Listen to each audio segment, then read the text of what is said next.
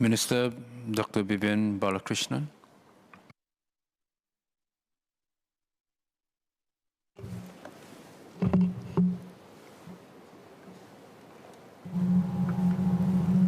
Mr. Speaker, I rise in support of the motion in the name of Mr. Vikram Nair and as amended by Mr. Alex Young. This conflict occurs thousands of kilometers away and has a long, complicated, and often violent history going back thousands of years. But all Singaporeans are horrified, are saddened by this latest escalation of the Israel-Hamas conflict. Anyone with a heart must feel pain when we witness the suffering of fellow human beings, regardless of race, language, religion, ideology, or allegiance. Early on the morning of the 7th of October 2023, Hamas launched several thousand rockets into Israel. At the same time, more than 1,000 militants infiltrated Israeli territory and killed more than 1,400 persons. The victims included innocent civilians at home, many of them asleep, young people attending a concert, and several of our fellow ASEAN nationals working on farms.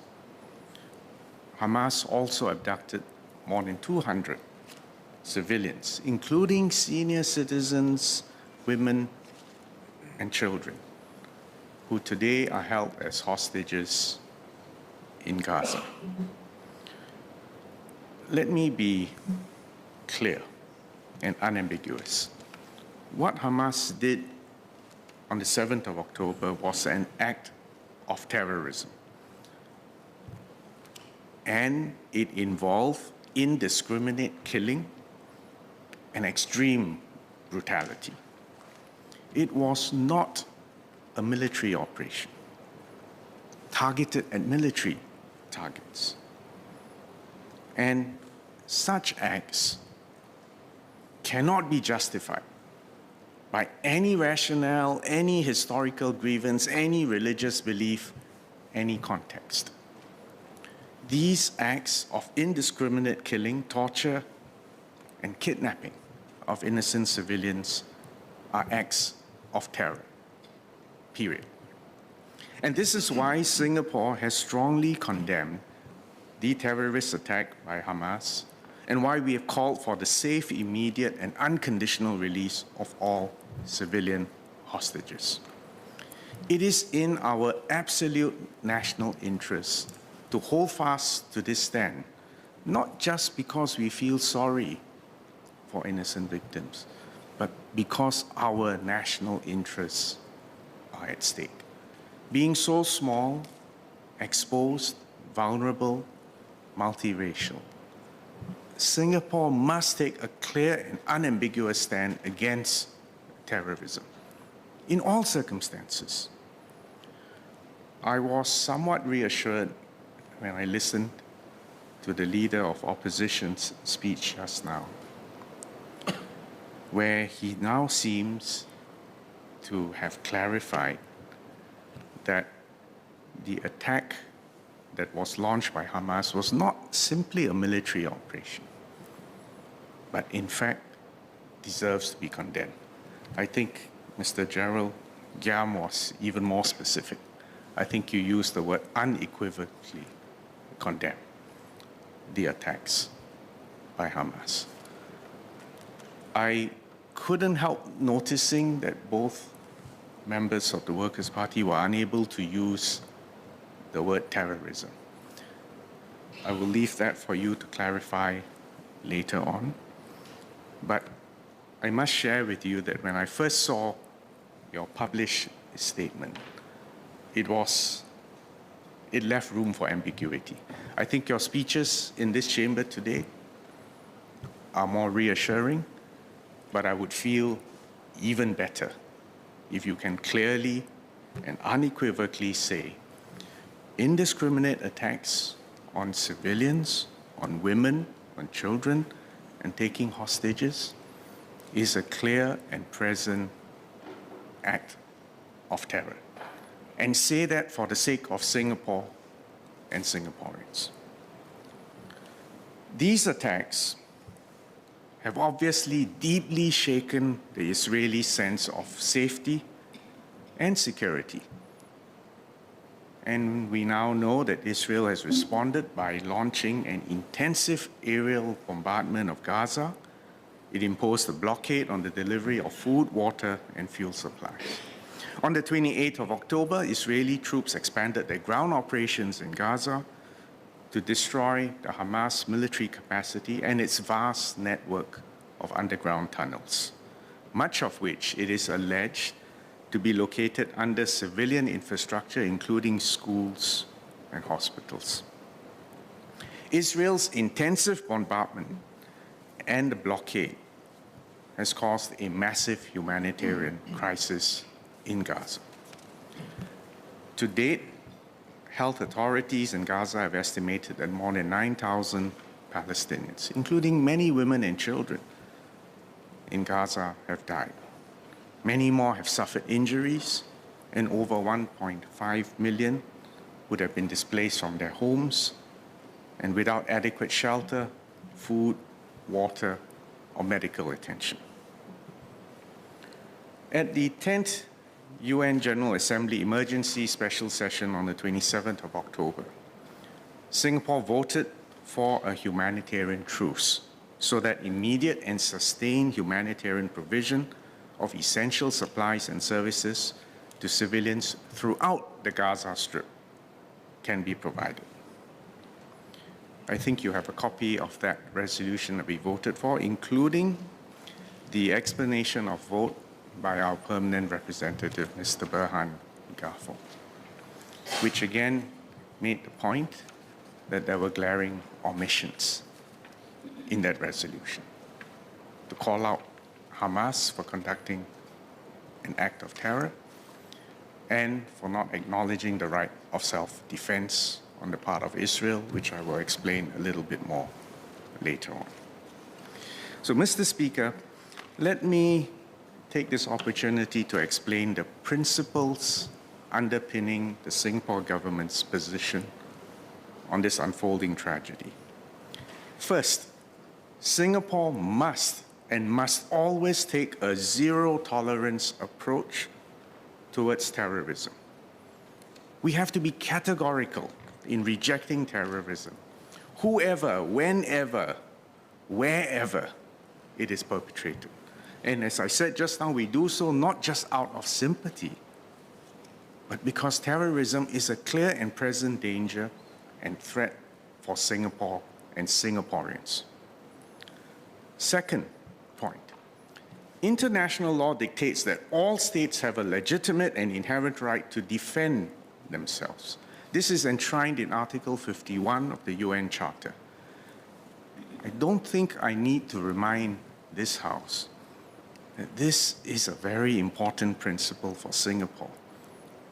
And have no doubt, if Singapore is ever attacked, we would certainly assert and exercise the right of self-defense.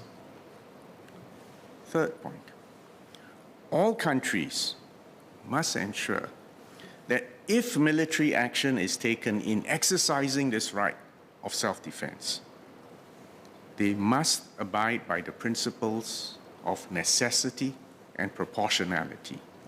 And they must also comply with the laws of war, including the principle of distinction and humanity enshrined in the Geneva Conventions. In such times like this, it is crucial that decisions are not made out of anger, blind wrath, and hatred, but are made in line with moral values and legal principles that shape our common humanity.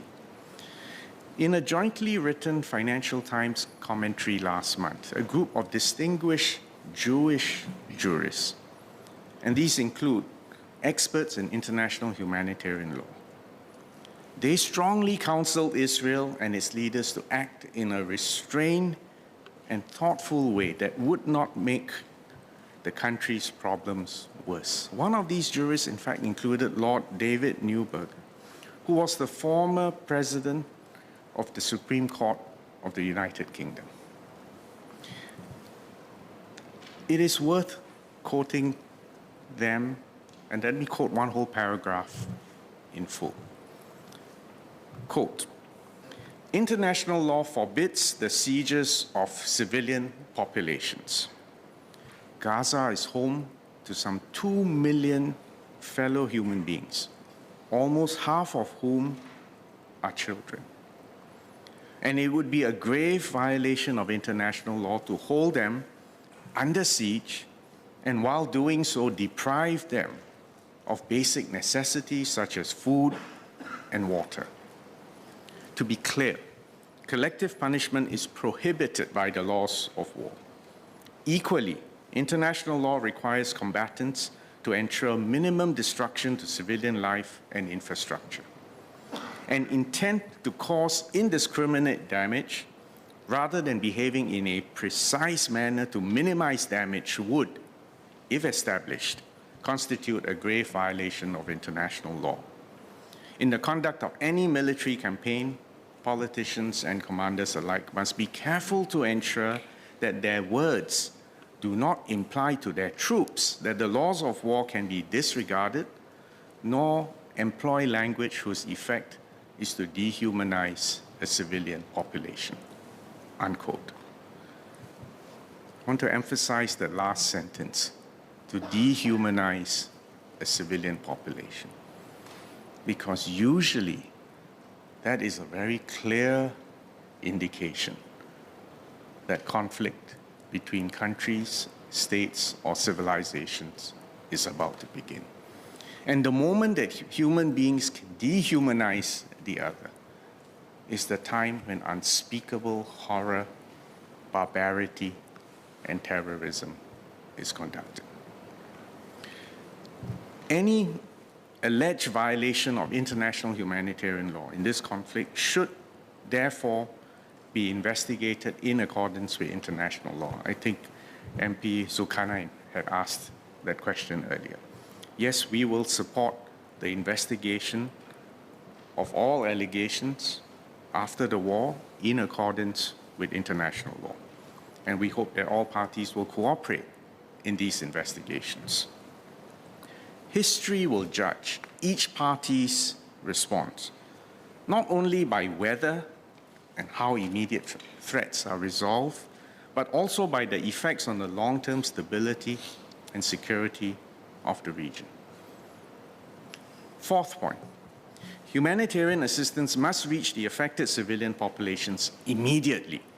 And that's why we call on all parties to enable this, and particularly Israel and Egypt, which have immediate borders with the Gaza. Yesterday, I spoke to the Egyptian Foreign Minister, Sameh Shoukry. Frankly, he was tired, almost demoralized. I told him Singapore understands the tremendous strain that Egypt, as an immediate neighbor, faces. I said, we want to support you. We have our people in Singapore care. We are raising funds, and let us know how we can assist Egypt. I commended the Egyptian government's efforts to open the Rafah crossing to facilitate the flow of humanitarian goods into Gaza, and equally the possible evacuation of seriously injured persons for medical treatment. The day before, I had spoken to the Foreign Minister of the UAE, who was also trying to work out plans, perhaps, to evacuate injured children and their families for treatment elsewhere. We strongly support all these efforts by the immediate neighbors, as well as by the UN and all the other relief organizations to increase aid to Gaza. I think you all are aware that the Singapore government contributed seed funding of about $300,000 to the Singapore Red Cross, which is working with its partners to support the relief efforts in Gaza, and working closely with the Palestine Red Crescent Society, the Egyptian Red Crescent Society. In fact, right now, I think Singaporeans have donated nearly $5 million to the fundraising drives by the Singapore Red Cross and the Rahmatan Lil Alamin Foundation. In fact, I'm sure more will come in the weeks to come.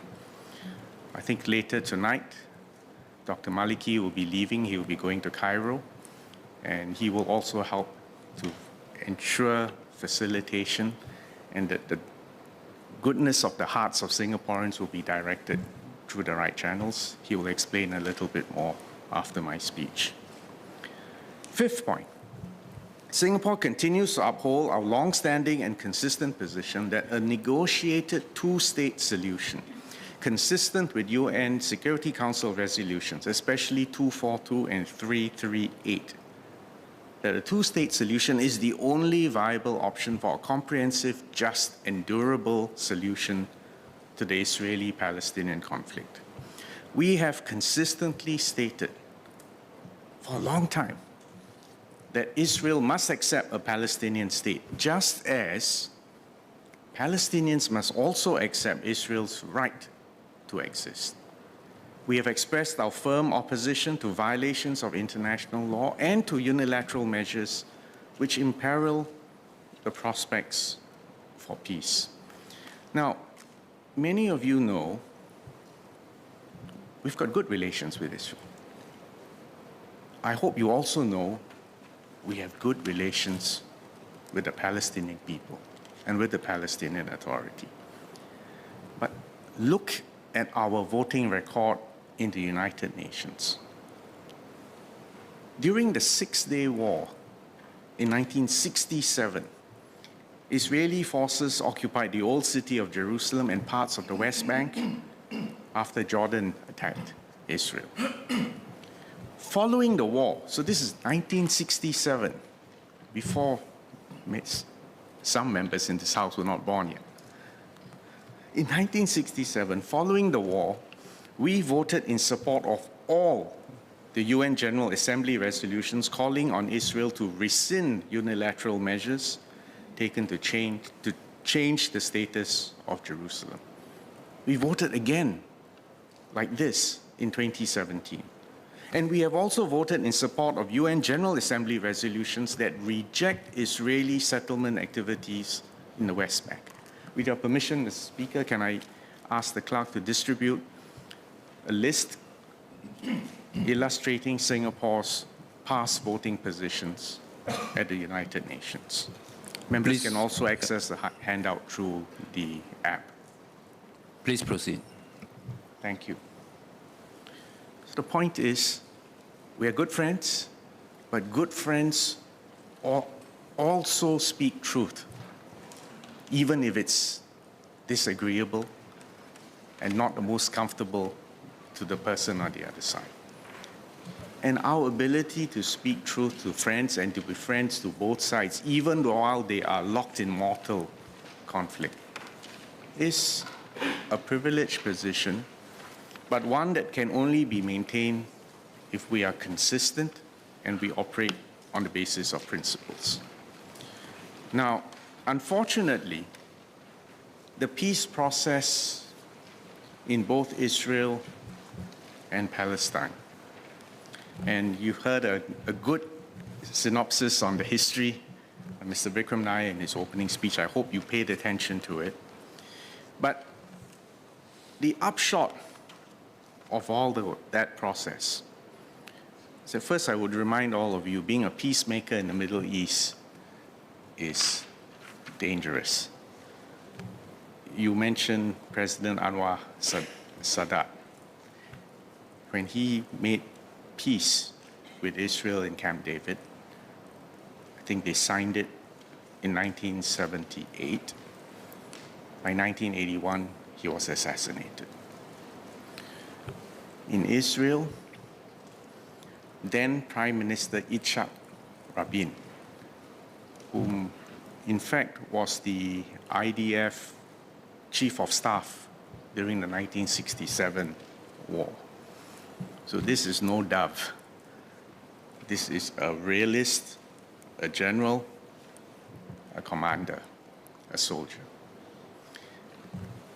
Mr. Vikram Nair reminded us that it was Yitzhak Rabin and Yasser Arafat who signed the Oslo Accords in 1993, and subsequently a second round in 1995. And in fact, this is what has led to the creation of the Palestinian Authority.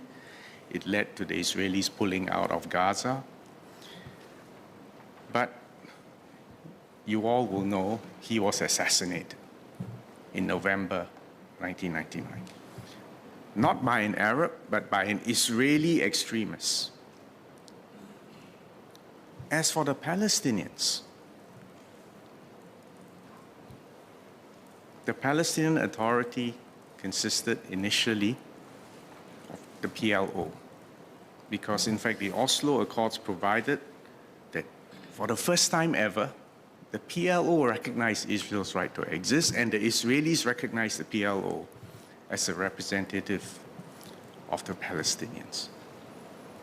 But soon, fierce political rivalry between Hamas and Fatah occurred. And in fact, it wasn't just a matter of elections and you win and I win. It was actually civil war, violence. And they killed each other. The rise of the radical, hard-right extremists in both societies, in fact, have made a peaceful political settlement almost impossible. You know, we sit here or stand here and talk about a two-state solution, but we are talking. That's where the front line is. And actually, support for a two-state negotiated political solution has been dropping, waning in both those societies. In fact, in a very perverse way, the extremists, right-wing, in both Israel and amongst the Palestinians, believe in a one-state solution. But if you think about it, a one-state solution, by definition, means the violent elimination of the other. So, making the point, this is difficult, this is complicated, and we should respect that difficulty. Nevertheless, it is our sincere hope that over time, both sides will muster the political will. In fact, I should digress, they need the political leadership with the conviction, the courage, and the political capital which they are willing to expend in order to make a two-state solution a reality. And if they don't, then they are doomed to repeated cycles of violence. So in the meantime, we will continue to engage the Palestinian Authority. We will support their capacity building efforts through the Enhanced Technical Assistance Package.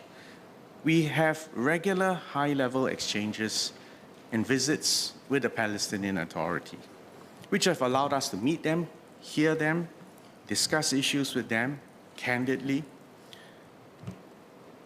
The Prime Minister, Mohammed Shataye, visited Singapore last year, whilst Prime Minister Lee, Senior Minister Teo, Minister Maliki, and I have visited Ramallah. In fact, on more than one occasion.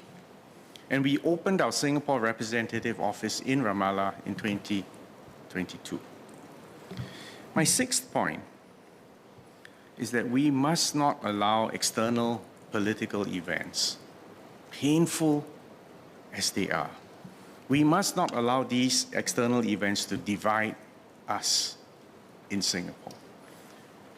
Yesterday, the Prime Minister reminded us this is not our quarrel. This is a quarrel amongst our friends outside. And our job is to be sympathetic, to be compassionate, to speak truth to them, to be helpful, but not to pour oil on a fire. And bear in mind, actually both sides claim to be the children of Abraham. This is the ultimate example of sibling fratricide. Both sides have suffered tragic losses, and they deserve our sympathy and support.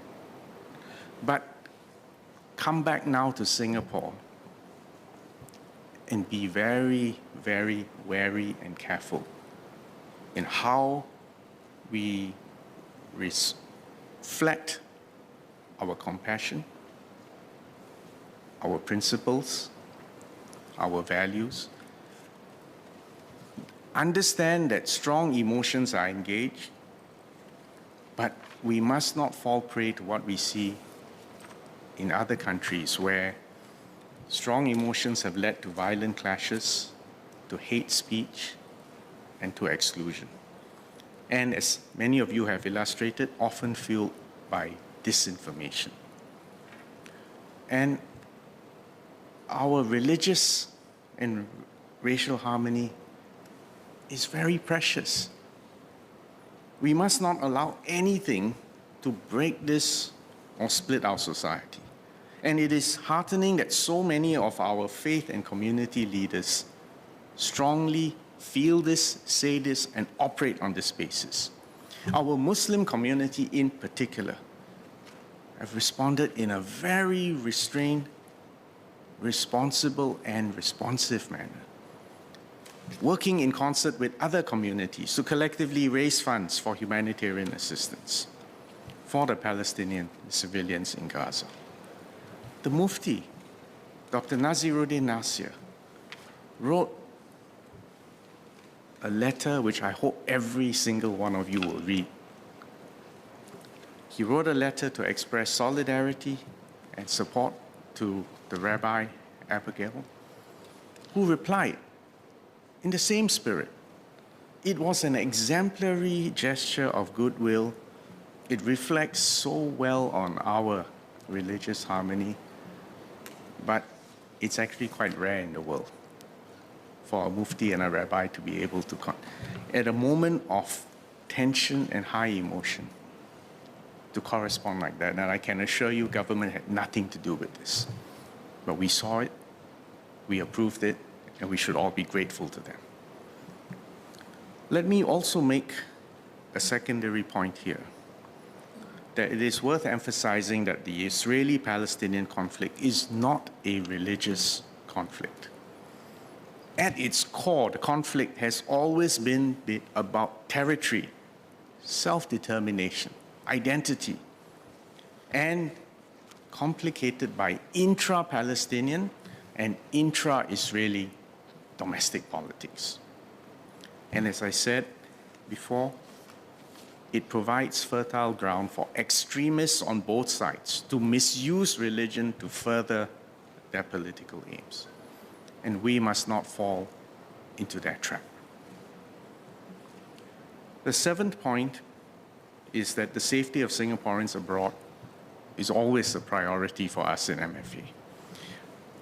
On the 7th of October, we advised Singaporeans to leave Israel and the Palestinian territories as soon as possible. We reached out to Singaporeans who had registered with MFA, and we facilitated the departure of those who needed assistance. But even today, you might be surprised to know that 40 registered Singaporeans remain in Israel and the Palestinian territories. We do our best to remain in contact with them. They have chosen to remain. More than 120 other Singaporeans heeded our advice and left by land or air earlier. Whilst most Singaporeans were able to leave by commercial means, a few who were unable to do so departed via dedicated evacuation flights, which were organized by other countries. And I need to express our gratitude to the governments of Australia, Canada, Portugal, and Korea for helping our Singaporeans to leave Israel safely.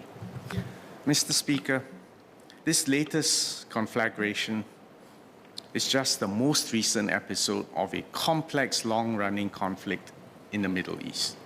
As human beings, we cannot remain detached and inured to human suffering.